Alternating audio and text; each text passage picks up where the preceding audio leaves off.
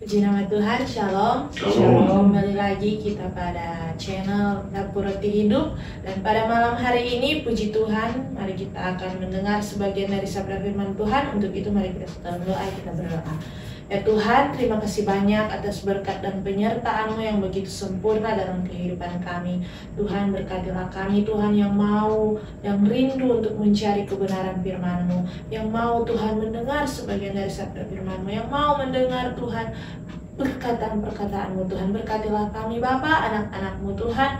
Lindungilah kami dimanapun kami berada Tuhan. Pada malam hari ini pakailah hamba-Mu untuk mendengarkan firman-Mu, dan pakailah bagi sebagian orang yang mendengar, setiap orang yang mendengar firman-Mu untuk dapat mengerti, memahami Tuhan, dan dapat menjalankan, melaksanakan setiap firman yang telah Engkau berikan. Di dalam nama Tuhan Yesus berkati kami semua, kami berdoa, haleluya, amin. Puji nama Tuhan, pada malam hari ini kita akan membuka dalam Matius 2 ayat 13 sampai dengan 15 dan lanjut ke Matius 2 ayat 19 sampai 23. Saya akan membacakan untuk setiap saudara sekalian. Matius 2 ayat 13 diberi judul penyingkiran ke Mesir. Setelah orang-orang Majus itu berangkat, nampaklah malaikat Tuhan kepada Yusuf dalam mimpi dan berkata, "Bangunlah, ambillah anak itu serta ibunya, larilah ke Mesir dan tinggallah di sana sampai aku berfirman kepadamu. Karena Herodes akan mencari anak itu untuk membunuh dia." Maka Yusuf pun bangunlah, diambilnyalah anak itu serta ibunya malam itu juga, lalu menyingkir ke Mesir, dan tinggal di sana hingga Herodes mati. Hal itu terjadi supaya genaplah yang difirmankan Tuhan oleh Nabi, "Dari Mesir kupanggil anakku." Dan ayat yang ke-19, setelah Herodes mati, nampaklah malaikat Tuhan kepada Yusuf dalam mimpi di Mesir. Katanya, "Bangunlah, ambillah anak itu serta ibunya dan berangkatlah ke tanah Israel, karena mereka yang hendak membunuh anak itu sudah mati." Lalu Yusuf pun bangunlah, diambilnyalah anak itu serta ibunya dan pergi ke tanah Israel. Tetapi setelah didengarnya bahwa Arkealus menjadi raja di Yudea menggantikan Herodes, ayahnya, ia takut ke sana. Karena dinasihati dalam mimpi, pergilah Yusuf ke daerah Galilea. Setibanya di sana, ia pun tinggal di sebuah kota yang bernama Nazaret. Hal itu terjadi supaya genaplah firman yang disampaikan oleh nabi-nabi, bahwa ia akan disebut orang Nazaret. Puji nama Tuhan. Jadi pada ayat firman ini, pada firman Tuhan malam hari ini, saya akan mengupas tentang orang tua Yesus. Jadi Maria dipilih Tuhan, pasti ada sebab akibat. Maria ini adalah orang yang menjaga kekudusan, adalah hamba Tuhan, adalah pelayan Tuhan. Ketika dia dipilih untuk mengandung anak Yesus, Maria bilang kepada malaikat, "Aku ini adalah hamba Tuhan, jadilah seturut dengan kehendak Tuhan." Dan Yusuf pun sama. Ketika Tuhan memilih Yusuf, pasti ada hal yang menjadi orang pilihan Tuhan. Itu pasti ada hal, sesuatu yang menjadi sifat dan karakternya dia, karakternya orang tersebut, sehingga dipilih Tuhan.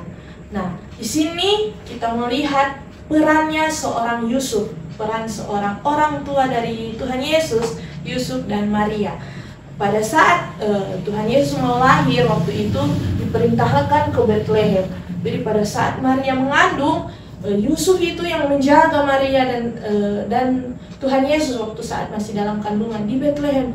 Ketika kita mau mengilas balik kembali Betlehem itu, banyak semua orang berbondong-bondong ke Betlehem karena perintah dari Kaisar.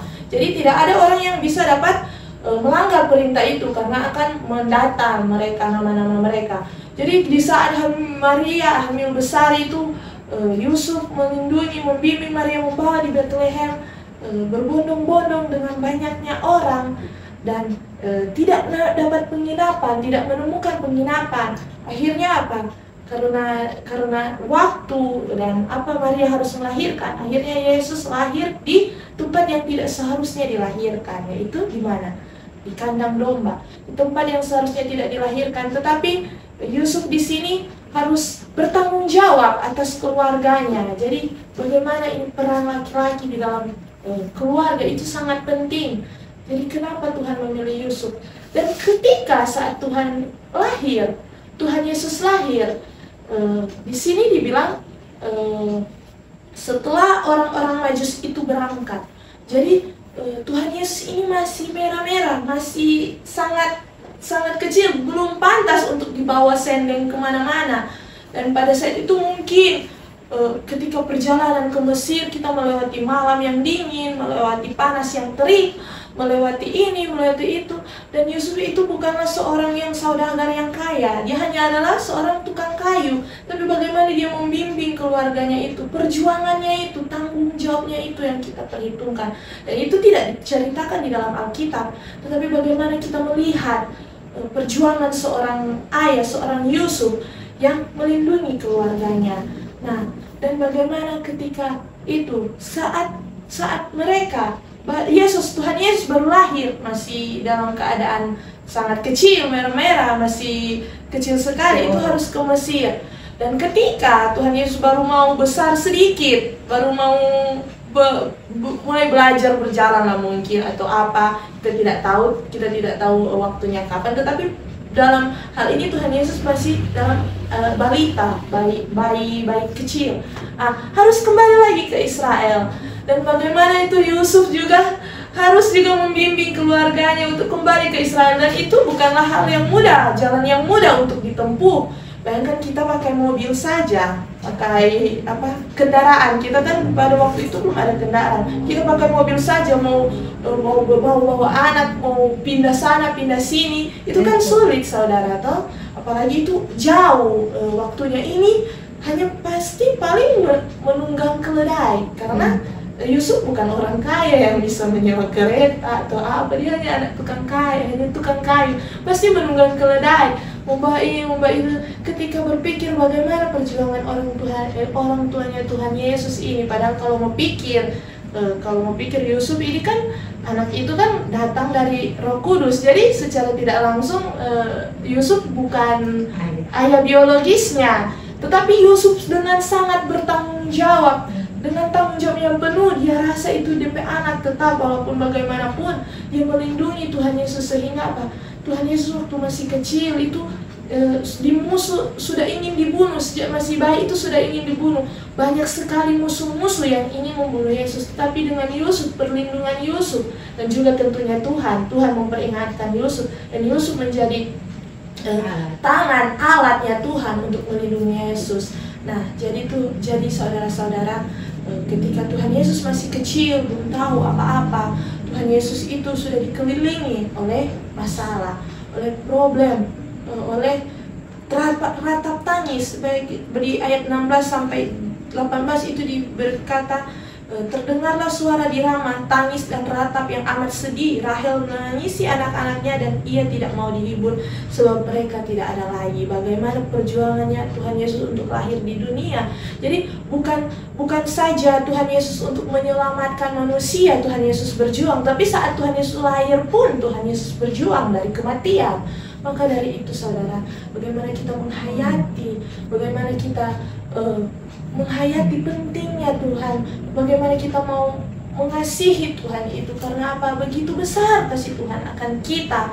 Karena kita tak bisa balas dengan kata-kata, kita tak bisa balas dengan perbuatan, kita tidak bisa balas dengan apapun. Karena segalanya itu milik Tuhan, semuanya yang ada di dunia ini milik Tuhan. Jadi yang hanya yang bisa kita balas untuk kebaikan Tuhan dalam perjuangan untuk menyelamatkan kita sebagai umat manusia, yaitu yang pertama apa? Mengasihi Tuhan dengan segenap hatimu, dengan segenap jiwamu, dengan segenap akal budimu, sama seperti yang Yusuf lakukan, sama seperti yang Maria lakukan. Bayangkan dengan segenap jiwa, dengan segenap hati, dengan segenap ketulusan mereka lakukan, berjuang untuk Tuhan Yesus. Tuhan Yesus bisa apa? Waktu itu masih kecil, masih bayi-bayi, kasihan. Walaupun Tuhan Yesus adalah Tuhan, walaupun Tuhan Yesus adalah Allah, tetapi pada saat itu Tuhan Yesus menjalankan misi menjadi 100% manusia. Jadi waktu saat Tuhan Yesus masih bayi, dia tidak bisa melakukan apa-apa. Tidak bisa, tapi dengan kekuatan kasih yang diberikan oleh Yusuf dan Maria, Tuhan Yesus dapat bertahan. Dan itu juga berarti Tuhan Yesus membutuhkan kita sebagai manusia. Karena apa? Itu kasih itu tidak terbatas, saudara, tidak terbatas kuasanya. Jadi ketika kita mengasihi Tuhan, Aduh, betapa bahagianya itu hubungan kedekatan kita yang kita bangun dengan Tuhan itu, dengan kasih. Dan Tuhan pasti mengasihi kita, pasti. Jadi bagaimana hubungan pribadi kita bangun dengan Tuhan, sehingga kita bisa menjadi keluarganya Tuhan di dalam Tuhan Yesus. Jadi saya mau menceritakan tentang kebaikannya Tuhan Yesus, perjuangannya Tuhan Yesus, dan bagaimana kita harus membangun hubungan pribadi kita dengan Tuhan. Lewat apa? Lewat kita mau, apa yang tadi, mengasihi dengan sepenuh hati. Itu kasihilah Tuhanmu dengan segenap hatimu, segenap jiwamu, dan segenap akal budimu. Jadi saudara-saudara, ketika kita mengerti hal-hal itu, maka Tuhan pasti akan memberikan kita hikmat yang tak terkira, sehingga kita dapat mengerti segala sesuatu. Kita dapat mengerti kasih itu, kita dapat mengerti apapun yang menjadi firman Tuhan yang telah Tuhan berikan. Ketika kita mau membangun, mau mencari Tuhan, karena ada yang tertulis, carilah dahulu kerajaan Allah dan kebenarannya, maka semuanya itu akan ditambahkan kepadamu. Jadi inilah yang menjadi firman Tuhan kita pada malam hari ini, yaitu belajarlah dari Maria dan Yusuf. Mereka rela berkorban, mereka mengasihi Tuhan dengan sepenuh hati mereka, dengan segenap jiwa mereka, dengan segenap akal budi mereka, dan dengan segenap kekurangan mereka. Karena kenapa saya bilang kekurangan mereka? Mereka berjuang tanpa adanya kelebihan. Mereka berjuang dengan tidak kelebihan, tetapi dengan segenap kekurangan. Tetapi itulah yang diperhitungkan Tuhan. Dengan segenap kekurangan itu, mereka bisa melindungi Tuhan Yesus dari ancaman-ancaman musuh-musuh. Jadi demikian. Jadi jangan pernah berharap, jangan pernah berpikir, oh kalau kita lebih, kita berkasih lebih ini. Jangan, karena pernah ada Tuhan Yesus pernah memberikan perumpamaan tentang persembahan. Jadi yang persembahan janda itu yang paling besar di mata Tuhan. Jadi itulah. Jadi dimanapun kita berada, hati kita yang itu yang dilihat Tuhan Yesus. Ketulusan kita yang dilihat oleh Tuhan. Kemurnian kita yang dilihat oleh Tuhan. Jadi itulah yang harus kita lakukan dalam kehidupan kita, dalam kita menjalani hidup. Demikianlah firman Tuhan pada malam hari ini. Kiranya dapat memberkati kita semua. Saya yakin dan percaya kita semua mengasihi Tuhan. Mari kita satu doa, kita berdoa. Tuhan, terima kasih banyak atas berkat dan firman-Mu yang telah Engkau berikan pada malam hari ini. Kiranya dapat memberkati kita semua, Tuhan. Ajarlah kami, Tuhan, memiliki hati, Tuhan, yang mau Tuhan mengasihi Engkau dengan segenap hati kami, segenap jiwa kami, segenap akal budi kami, sehingga Tuhan, Bapa, kami bisa membangun hubungan personal pribadi yang intens dengan Engkau, Tuhan, sehingga Bapa, kami mengerti semua hal-hal Tuhan yang Engkau langgar, yang Engkau larang, Tuhan, hal-hal yang Engkau kasihi, Tuhan, semuanya kami dapat mengerti. Berkatilah kami, Tuhan. Kami rindu dan selalu, Tuhan, untuk mencari Engkau, Bapa. Di dalam nama Tuhan Yesus, kami yakin dan percaya kami adalah anak-anak yang Engkau kasih. Kami adalah anak-anak-Mu, Tuhan, yang sangat Engkau kasih, Tuhan, yang sangat Engkau, Tuhan, sayangi, Bapa. Di dalam nama Tuhan Yesus kami berdoa. Haleluya, puji Tuhan. Amin.